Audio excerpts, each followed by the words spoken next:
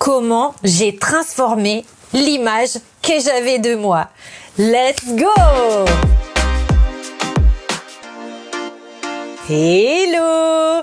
Moi, c'est Aurora, je suis italienne, je suis coach certifiée en self-image, en image de soi, et ma mission, c'est d'aider les girl boss comme toi à devenir des véritables femmes charismatiques et stylées, en unissant un mindset de girl boss avec une image canon, car yes, l'image est un outil stratégique, les filles. Un outil stratégique qui vous permet de montrer à l'extérieur qui vous êtes à l'intérieur. Et quand on arrive à faire coïncider notre extérieur avec notre intérieur, je sais pas si on dirait qu'on parle d'une maison, mais c'est là où on attire à nous les bonnes personnes dans notre vie et les bons événements. Et du coup, si tu aimes bien ce message, si tu as envie d'aller au-delà de ça, je te propose de faire 30 minutes de coaching gratuit avec moi pour voir comment toi aussi tu peux réussir à devenir une femme charismatique et stylée. Et pour cela, tu n'as qu'à remplir le questionnaire qui se trouve dans la barre d'infos.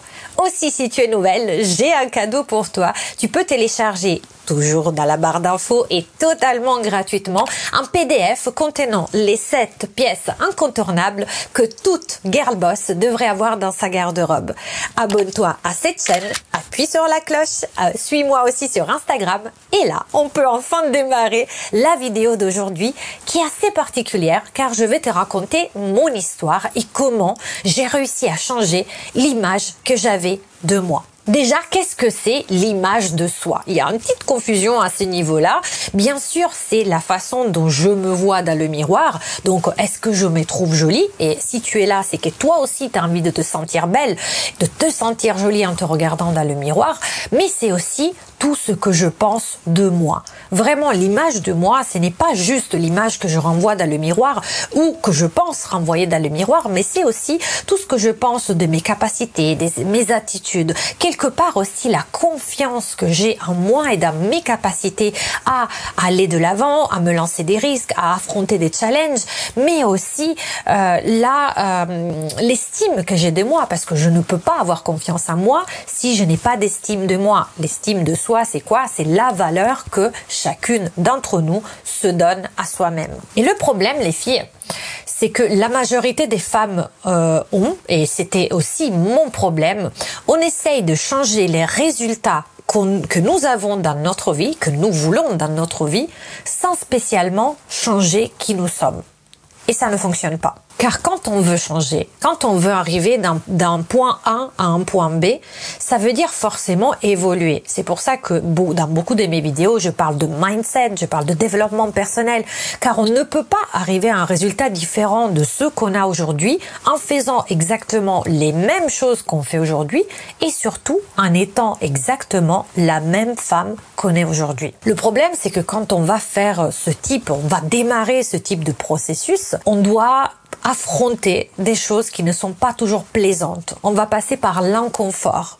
Car quelque part, si aujourd'hui je suis d'une façon et j'en ai marre d'être comme ça, je te prends l'exemple. Si aujourd'hui j'ai un copain qui me maltraite, c'est pas du tout mon cas, hein, mais je te fais un exemple, et que j'ai envie de ne plus l'avoir, bah forcément, à un moment, je devrais quand même renoncer à être avec lui pour m'épanouir éventuellement avec d'autres personnes. Le problème, c'est qu'au moment où je suis avec lui, je suis quelque part dans la dépendance affective et je peur de le laisser tomber parce que je ne sais pas si je vais retrouver quelqu'un d'autre.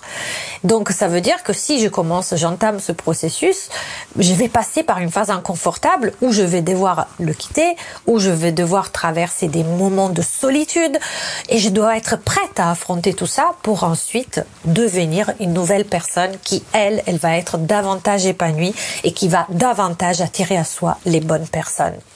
Et donc, quelque part, tout ce processus de changement implique qu'une partie de qui nous sommes aujourd'hui va mourir. Je sais, j'utilise des termes forts, mais c'est exactement ce qui s'est passé dans ma vie et je vais vous raconter pour ensuite renaître dans une personne qui est un peu the next version. C'est un peu le nouveau Pokémon, quoi. La nouvelle évolution Pokématique. Je sais pas comment, bon, bref. On devient une évolution Pokémon. Et du coup, bah, forcément, ça veut dire que l'ancien Pokémon, il n'existe plus. Concrètement. Alors, je vais vous raconter donc aujourd'hui comment j'ai fait pour changer mon image de moi et vous allez voir, ça se joue sur 3 piliers. Et d'ailleurs, je peux aussi déjà d'emblée aussi, vous dire que c'est quelque chose, c'est un process qui est en continuelle évolution. Je peux pas vous dire, ouais, c'est bon, je suis arrivée, je suis nickel. Non, parce que forcément, celle que je suis aujourd'hui ne va pas être la même dans 6 mois. Et c'est très bien comme ça parce que c'est vraiment une évolution. C'est comme si en anglais on dit to expand. On s'élargit, mais pas en termes qu'on prend du poids, quoi. Mais on devient une meilleure version de nous. Bref, sans plus tarder, je vais vous parler du premier pilier qui a changé ma life. Mais alors là, vraiment, c'est le style et la découverte de l'importance du style. Si vous ne me connaissez pas, vous ne savez pas encore que quand j'étais petite, j'étais moche. Mais je ne vous dis pas juste moche comme ça. J'ai raconté déjà dans d'autres vidéos qu'il y a une photo de moi qui circule. En fait, une photo de moi où, bon bref, les anciennes photos, vous savez, je suis toute petite. Mais j'ai demandé à ma fille de me trouver sur une photo de classe qui date de la 6e. Elle m'a dit, maman, je ne te trouve pas. Mais par contre, celle-là tout à gauche, qu'est-ce qu'elle est moche. Et bien sûr, c'était moi. Donc oui, j'étais vraiment très moche, j'étais grosse, j'étais beaucoup en surpoids, j'avais des lunettes très épaisses et à l'époque on les amincissait pas vraiment, très épaisses et en forme de papillon. Je sais que actuellement c'est très à la mode, mais quand j'étais petite c'était très ringue et ça me donnait un air sévère de maîtresse d'école, en plus en surpoids.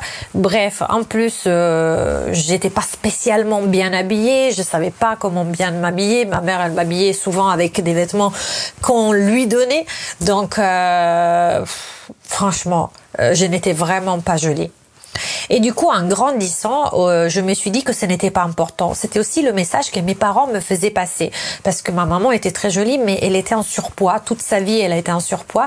Et donc, comme à sa façon, elle voulait me protéger, elle voulait pas que je m'attache à l'aspect physique qui pour elle était éphémère et sur lequel elle souffrait tout le temps, bah du coup, elle me disait que c'était pas important. Et moi, j'avais pris ce message, je m'étais totalement réfugiée dans les bouquins. Je venais d'une famille de profs et du coup, ce qui était important pour moi dans ma maison, ça a toujours été l'intellect par rapport à l'aspect physique, ce qui fait que quand j'ai grandi, je ne faisais que lire. J'étais devenue un garçon manqué, j'étais habillée tout le temps en sweat, jean et encore parfois c'était des pantalons parce que les jeans j'en portais vraiment même pas. J'étais vraiment pas féminine du tout, je ne me maquillais pas, mais je vous parle jusqu'à 16-17 ans, hein.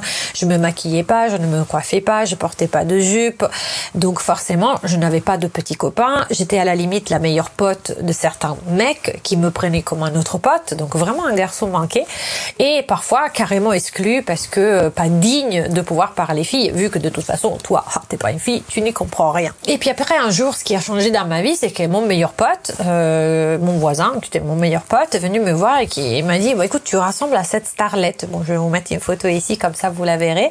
Tu ressembles à cette starlette qui commençait vraiment à prendre de l'ampleur en Italie et je dis ouais en effet je lui rassemble. Quand j'étais plus jeune, je lui rassemblais beaucoup. Et du coup, sauf qu'elle, elle était femme, elle était jolie et moi non. Donc j'ai pris un peu le pari. Je me suis dit bon, de toute façon, qu'est-ce que j'ai à perdre? Aujourd'hui, personne ne me regarde, je suis moche.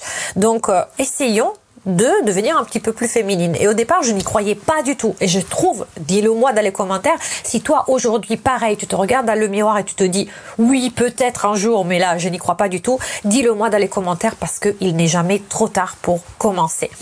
Et donc, concrètement, j'ai commencé à faire ce pari, j'ai commencé, mais des petits changements, hein. J'ai commencé à mettre des jupes, j'ai commencé à porter des ballerines, je vous parle même pas de talons, mais j'étais tout le temps avec les Doc Martens.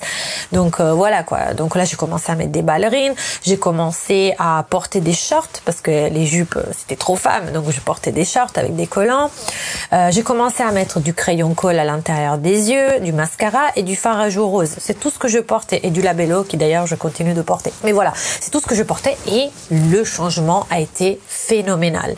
D'un coup, les copains de classe pour lesquels je n'existais pas, là on parle déjà, j'avais grandi, j'étais au lycée, d'un coup, j'étais devenue une femme. D'un coup, j'étais le centre d'attention. D'un coup, j'ai découvert que j'étais une fille. Et ça a changé énormément parce que quelque part, et c'est pour ça qu'aujourd'hui, dans ma théorie, dans ma pratique du coaching, je vais démarrer toujours les coachings par l'image.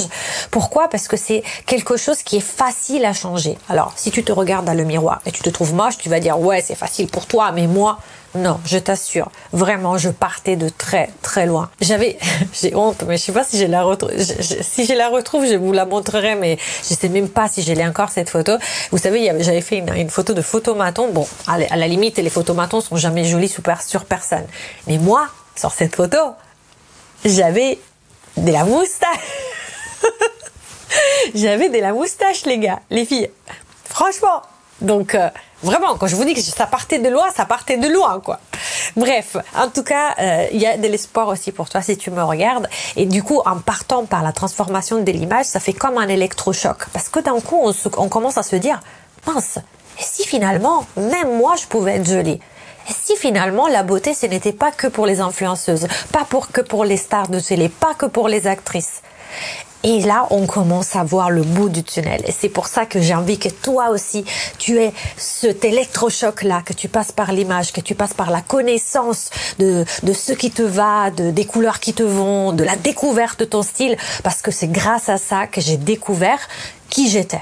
C'est un gros mot à dire comme ça, c'est vraiment, ça fait beaucoup d'importance. Bien sûr, ce n'est pas arrivé comme ça du jour au lendemain, j'ai mis du labello, cerise et ça va. Je suis passée par des tonnes de fashion faux pas, d'erreurs, j'ai tenté tous les styles. Je suis d'ailleurs passée du côté ultra masculin au côté ultra féminin et ultra sexy.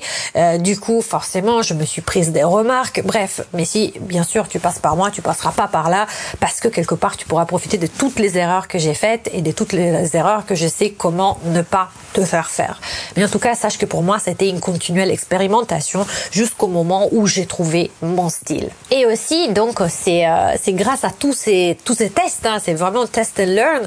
En testant, j'ai découvert qui j'étais et surtout qui je ne voulais pas être parce que je me suis rendu compte du pouvoir du vêtement, du pouvoir que nous avons et que nous devons avoir sur la maîtrise qu'on a de notre image par rapport à la perception des autres. De toute façon, on ne pourra jamais être sûr de comment les autres nous voient parce que chacun te voit au travers de son filtre, le filtre de son expérience. Mais au moins toi, si toi tu sais déjà quel est le message que tu veux communiquer, t'es déjà beaucoup plus présente dans la façon dont tu te présentes, justement. Tu ne subis plus ton image, tu la maîtrises. Et ça, c'est ultra important de le faire intentionnellement. Et ça passe aussi tout simplement par le fait, au début, tout simplement de prendre soin de soi, de prendre le fameux quart d'heure tous les jours pour te... Au départ, ça va pas être des choses transcendantes, mais au moins t'épiler les sourcils, enlever la moustache.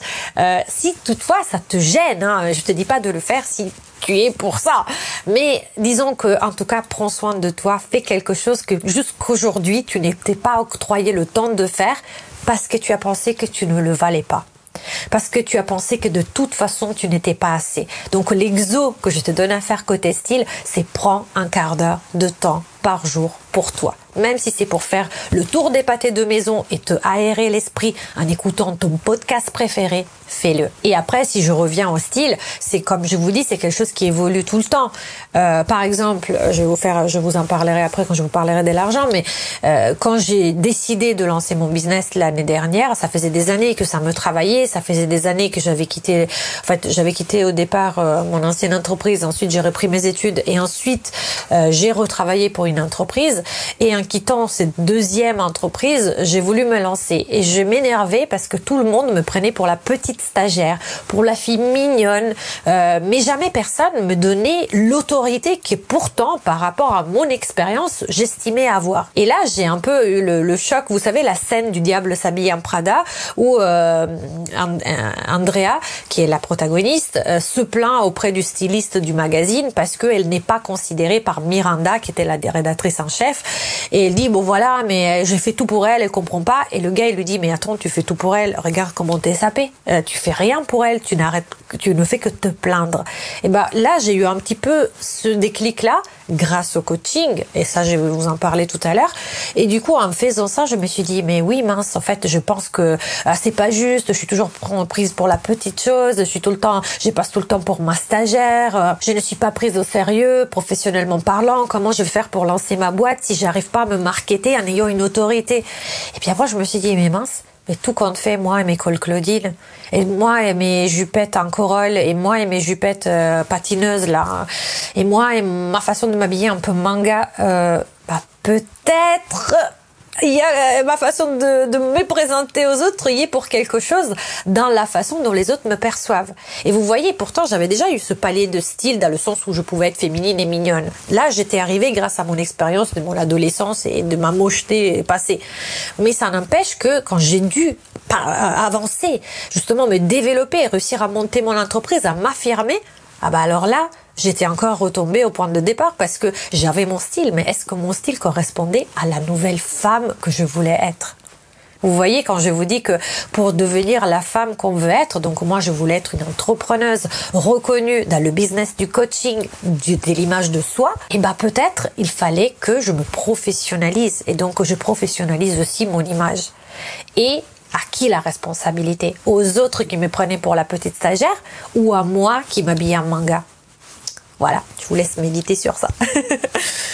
Et le résultat, quand on arrive justement à trouver son style, c'est qu'on peut rentrer dans une pièce, les gens peuvent nous regarder, mais alors si avant on me regardait comme ça, j'aurais eu tendance à dire j'ai dû avoir ma culotte qui est remontée, en fait la jupe qui est remontée derrière en sortant des toilettes, ou je dois avoir un pet de travers, pourquoi les gens me regardent comme ça? Ça m'aurait plutôt mis mal à l'aise. Et là au fait, grâce aussi à mon closet, à ma garde-robe, j'arrive tout le temps à rentrer dans une pièce la tête haute, avec la bonne allure, en étant sûre de mon style. Et ça n'a pas de prix, et c'est aussi ce que mes clientes me disent. La deuxième chose que j'ai réussi à changer, et la deuxième chose qui fait partie de l'image de soi, c'est le mindset.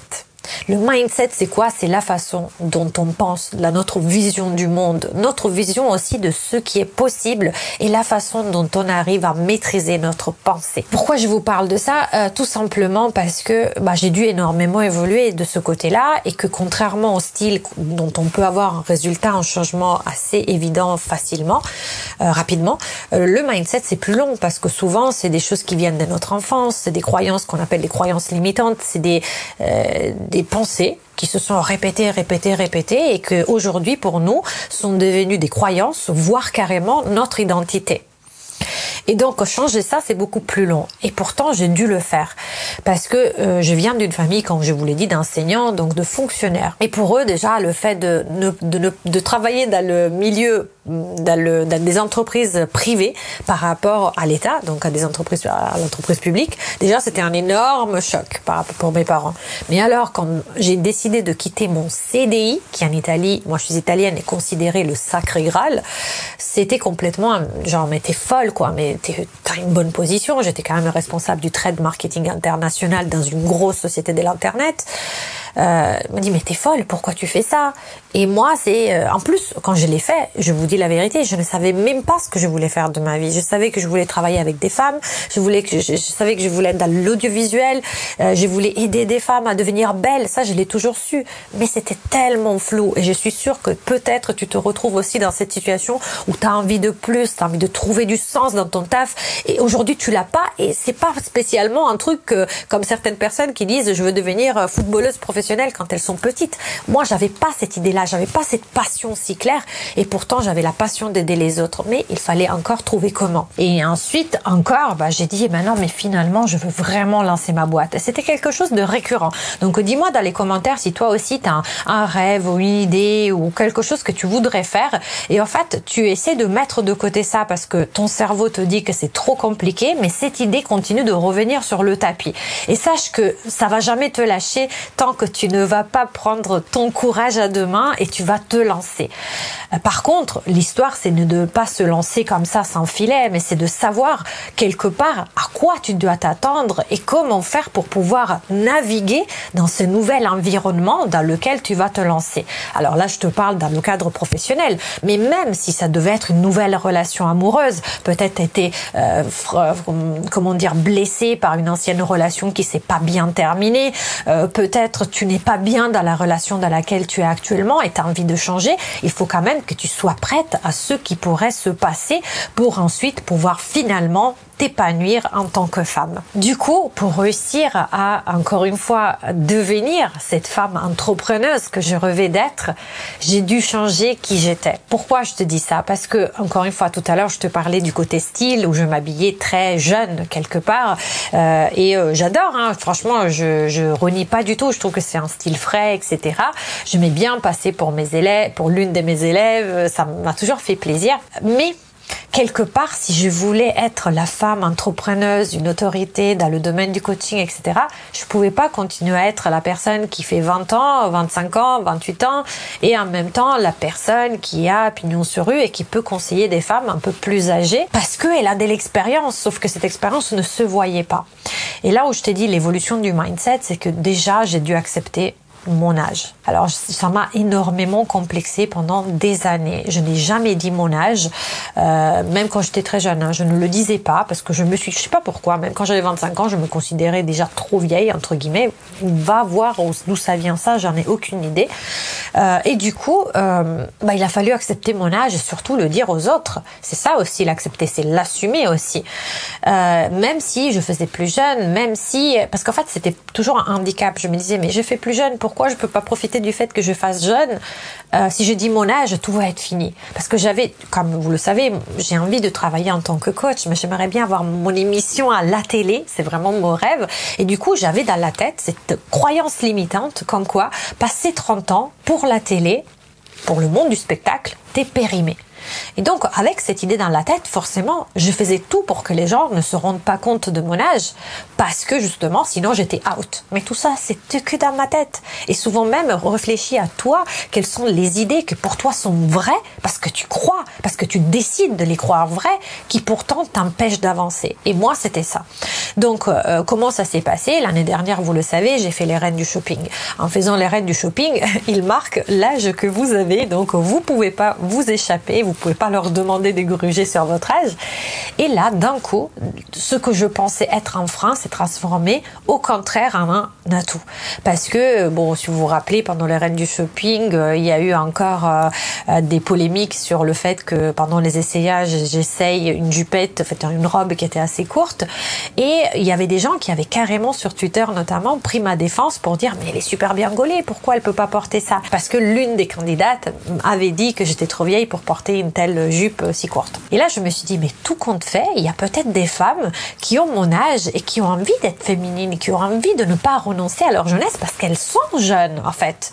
Et que en plus c'est pas parce que là aussi c'est une croyance limitante de se dire que plus on vieillit, plus on grandit. Moi je préfère dire on grandit, plus on est périmé, plus on va vers le déclin.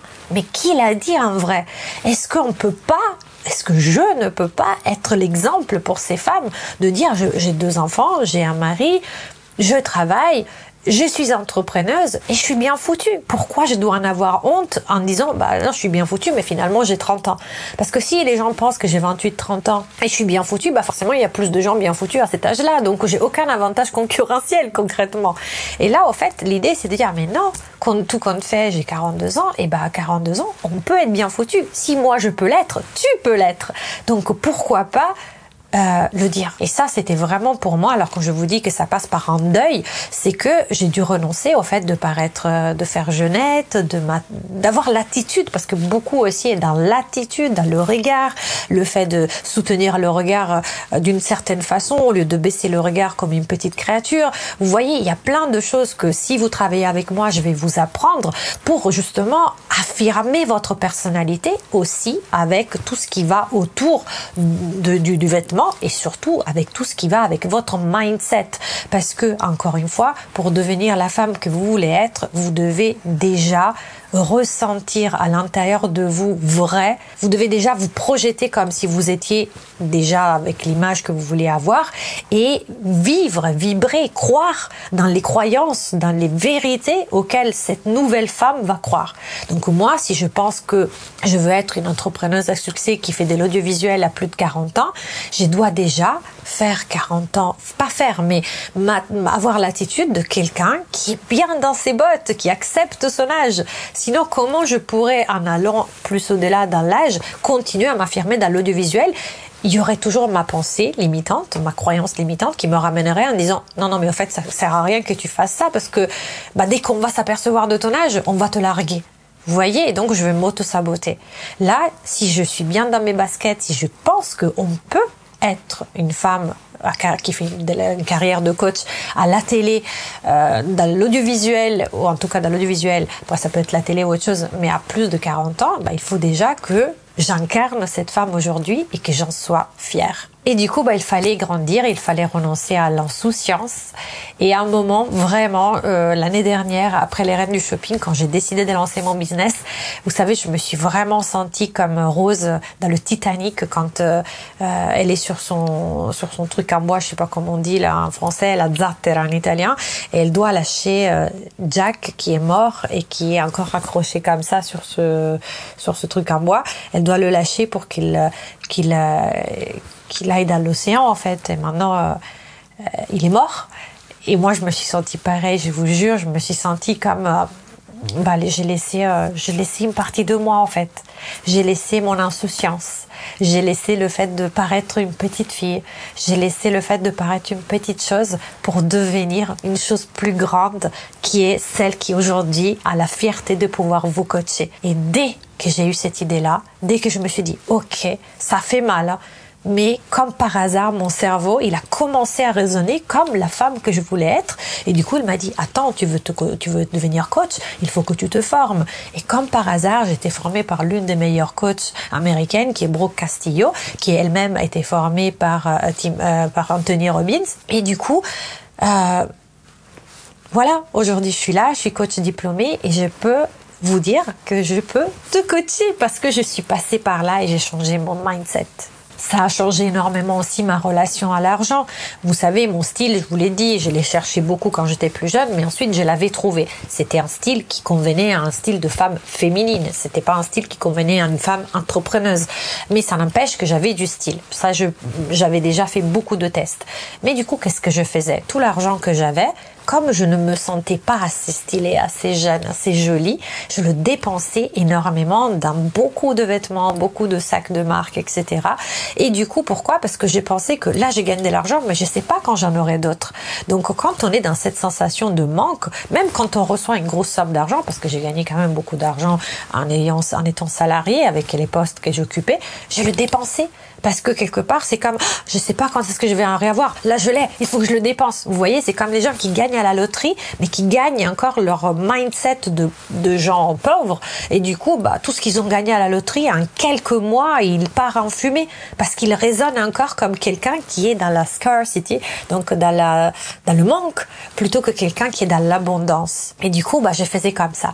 Et là, ça a énormément changé parce qu'aujourd'hui, les filles, je suis toujours coach en image de soi. Donc l'image de soi, comme je vous l'ai dit, inclut le premier point, c'est le style. Donc forcément, j'adore les fringues, forcément, j'aime m'habiller, mais aujourd'hui, je suis beaucoup plus intentionnelle. Beaucoup plus intentionnelle. Donc j'achète que des choses qui puissent vraiment fitter dans ma nouvelle personne. Et je refais un tri tous les 2-3 mois pour dégager toutes les choses qui ne reflètent plus la femme que je veux être demain. Et je vous conseille de faire la même chose dans votre placard. Dites-vous, est-ce que la femme que je veux devenir demain mettrait cette fringue? Si elle la mettrait pas, tu dégages. Mais en tout cas, là, on est dans la partie mindset. C'est pour vous dire que même la relation avec l'argent a énormément changé. Même le fait de penser que l'argent était difficile à faire, ça venait aussi d'une autre croyance limitante liée à mon enfance, au fait qu'il fallait avoir le CDI. Là, l'argent, on peut le faire. L'argent n'est que échange de la valeur. Et du coup, si je vous donne de la valeur, je vais recevoir de l'argent. C'est sûr. Donc voilà, il y a plein de choses. Je pourrais vous parler pendant 2 heures de l'évolution du mindset. Dites-le moi dans les commentaires si vous voulez avoir plus de vidéos là-dessus. Ça me fera plaisir. Et maintenant, on va passer au point numéro 3 qui est l'environnement. Alors, qu'est-ce que c'est l'environnement et pourquoi ça fait partie de l'image de soi? L'environnement, c'est tout ce dont on s'entoure. C'est les objets qu'on choisit d'avoir dans notre maison. C'est est-ce qu'on vit dans une maison qui est pleine, encombrée d'objets, ou est-ce qu'on a une maison épurée où on va toujours trouver à coup sûr ce qu'on cherche? C'est l'état de la voiture qu'on utilise. Est-ce que c'est sale ou est-ce que c'est bien soigné? Peu importe le modèle ou la richesse, mais vraiment comment tu traites les objets autour de toi, de quoi tu décides de t'entourer. C'est aussi comment tu nourris ton esprit, quels sont les podcasts que tu écoutes, quels sont les livres que tu lis. Si par exemple, moi je n'ai pas d'argent, quand je voulais faire le changement entre salariés et entrepreneuse, j'avais plein de bouquins qui parlaient de comment ne plus être pauvre, comment sortir, comment générer de l'argent, etc., etc. Mais avec toute cette bibliothèque-là, avec tous ces bouquins-là, toute l'image que je renvoyais à moi-même, c'est tu n'as pas d'argent. Donc c'était pas bon d'avoir ce genre de bouquins. Et aujourd'hui, au contraire, je vais plutôt avoir des livres sur le développement personnel, comment justement augmenter le pouvoir de soi, comment être, comment continuer de se développer. En fait, il y a énormément de bouquins de développement personnel dans mes étagères. Et il y a aussi beaucoup de chick-lit, donc toute la littérature de filles, parce que voilà, ça m'amuse et c'est tout. Voilà. Mais en tout cas, dites-vous que c'est les objets que vous choisissez, les livres que vous décidez de lire, et aussi, chose très, très, très importante, les personnes dont vous décidez de vous entourer. C'est ultra fondamental de faire le tri aussi, pas seulement dans vos vêtements, mais aussi dans les personnes. Est-ce que la femme que je veux être demain traînerait avec cette fille? Est-ce que la femme que je veux être demain sortirait avec ce garçon? Est-ce que la femme que je voudrais être demain ferait du pia-pia-pia à la cafette avec ses collègues? Vous voyez, tout ça, ça va tout doucement faire le tri dans vos connaissances pour ne laisser que déjà de la place. Et vous savez, dans la nature, on dit souvent en danse, en tango, on dit que la nature n'aime pas le vide. Et donc, dès que tu avances le pied, l'autre, forcément, il le recule. Parce que on n'aime pas être dans le vide. Et là, c'est pareil. Si vous sortez, si des gens naturellement sortent de votre environnement, il y aura de la place pour d'autres personnes qui, elles, vous correspondent davantage et qui vont vibrer, qui vont être celles qui correspondent plus à la femme que vous voulez être. Et donc c'est comme ça qu'il y a eu des copines que je ne vois plus. Alors je ne me suis pas engueulée ni rien, mais juste au bout d'un moment on n'a plus de points en commun. Donc je sais que ça fait mal parfois de laisser tomber des relations auxquelles on tient, notamment des anciennes copines de classe et tout. En fait, souvent on se dit j'aimerais bien amener dans mon évolution mes connaissances, ma copine, ma famille. Et parfois les gens ne suivent pas. Et du coup on se sent mal pour ça, mais ce n'est pas toi qui ne les veux pas. C'est juste eux qui n'arrivent pas à suivre. Et donc, on peut pas vouloir changer les gens. Déjà, on a assez à faire en voulant changer qui on est. On peut pas tirer les autres s'ils veulent pas venir. On peut laisser les portes ouvertes. Et c'est comme ça que je pense qu'il faille faire. Mais on ne peut pas obliger les gens à venir dans notre monde. Nous, par contre, on peut décider, encore une fois, en toute conscience, là où on veut être, intentionnellement, qui on veut être, de qui on veut s'entourer. Et du coup, j'ai connu des entrepreneurs, comme par hasard. On dit souvent qu'on est la moyenne des 5 personnes qu'on fréquente le plus, ou qu'on gagne en moyenne les 5 salaires des 5 personnes qu'on fréquente le plus. Et donc là, j'ai commencé à ouvrir les chakras et à connaître de nouvelles personnes qui m'ont énormément enrichi. Pas financièrement, mais vous m'aurez comprise. Et du coup, c'est aussi la chose la plus importante, c'est aussi comment cette nouvelle personne va penser. Ça, c'est ultra important parce qu'une fois qu'on a changé nos styles, on a changé notre mindset, on a changé notre environnement, il faut-il encore qu'on décide, encore une fois, en toute conscience, quelles sont les pensées qu'on sélectionne être vraies qui vont nous aider à avancer dans notre mission. Et du coup, aussi, comment on pense, comment on utilise notre temps. Parce que là aussi, si on pense qu'on n'y arrivera pas, plutôt que faire ce qu'on doit faire pour avancer dans notre vie, on va passer notre vie sur les réseaux sociaux. Vous voyez, donc il y a plein de choses comme ça qui vont faire que vous puissiez justement évoluer et changer l'image que vous avez de vous. Parce que si ne vous changez pas l'image que vous avez de vous, malheureusement, vous ne pourrez pas changer les résultats. Vous pourriez pas changer de situation de vie. C'est pas possible. Il faut démarrer par soi-même et du coup, par ces 3 éléments, le style, le mindset et l'environnement, donc tout ce dont on s'entoure. J'espère que cette vidéo t'aura plu. Si c'est le cas, mets-moi un pouce bleu pour que je continue de produire d'autres contenus. Abonne-toi à cette chaîne. Fais-moi des bisous. Qu'est-ce que je raconte? J'ai dit, laisse-moi un commentaire. Bon, bref, je suis fatiguée, je crois. Mais en tout cas, je suis trop contente que tu sois là jusqu'au bout. Dis-moi d'ailleurs dans les commentaires si tu es resté jusqu'au bout. Je te fais plein de bisous et je te dis ciao et à la prochaine.